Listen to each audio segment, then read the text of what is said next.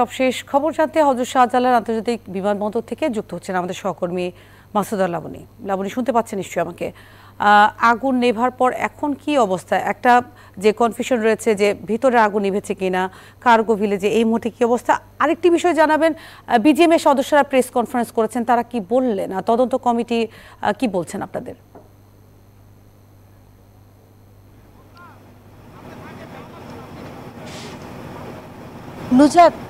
নুজাত, আপনার প্রশ্নটি ঠিক আমি স্পষ্ট শুনতে পাইনি হয়তো।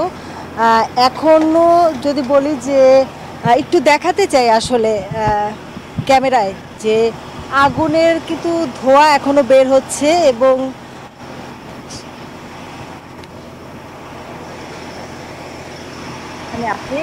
যদিও ফায়ার সার্ভিসের এখনো 4টি গাড়ি এখানে আছে এবং তারা পর্যবেক্ষণ করছেন যে যদি আগুন আবারও বাড়ে তাহলে সেক্ষেত্রে তারা যে অন্যান্য যে কাজ অর্থাৎ পানি দেয়া বা অন্যান্য কার্যক্রম সেটি করবেন।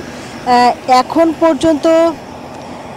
পর্যন্ত আগুন বেশি বাড়বে কিনা সে বিষয়ে নিয়ে ফায়ার সার্ভিসের কারোর সাথে আমরা কথা বলতে পারিনি এবং এর আগে বিকাল 5টার সময় ফায়ার সার্ভিসের পক্ষ থেকে যে ব্রিফিংটি করা হয়েছিল তারা জানিয়েছিল যে অগ্নি দুর্ঘটনার কারণে যে আগুন ছিল সেই আগুনের কারণে কিন্তু এই ভবনটি এখনো উত্তপ্ত এবং এটি আগুন বড় ধরনের বাড়ার সম্ভাবনা নাই, কিন্তু আবারও ধোঁয়ার কুণ্ডলী যদি বের হয় বা আগুনের যদি সূত্রপাত হয় যার কারণে সতর্কতা হিসেবে তাদের 4টি ইউনিট এখনও আছে এবং আরেকটি ইউনিট ঠিক এই মুহূর্তে 8 নম্বর গেট দিয়ে ভেতরে প্রবেশ করছে।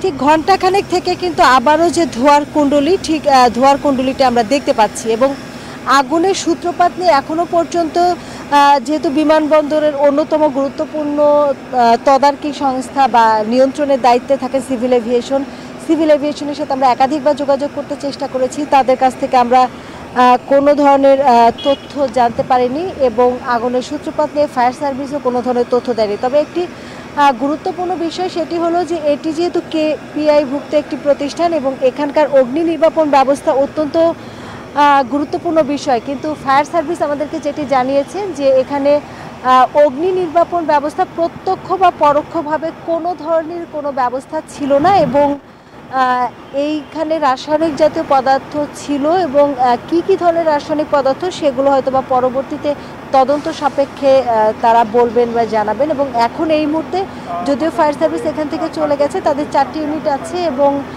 বিমানবন্দরের এই দায়িত্বটি সিভিল এভিয়েশন, বিমান বাহিনী বা অন্যান্য যে সংস্থা আছে তাদের কাছে আসলে তারা দেখছেন বিষয়গুলো। তো নুসরাত, এই ছিল আমার কাছে সবশেষ তথ্য। দর্শক, বিমানবন্দর থেকে যারা ছিলেন আমাদের সহকর্মী মাসুদা লাবণী। বান্ডেল থাকলে প্রতি সেনমানিতে টাকা বাঁচবে। বিকাশ সেনমানি বান্ডেল কিনে জিতুন প্রতি লেনদেনে।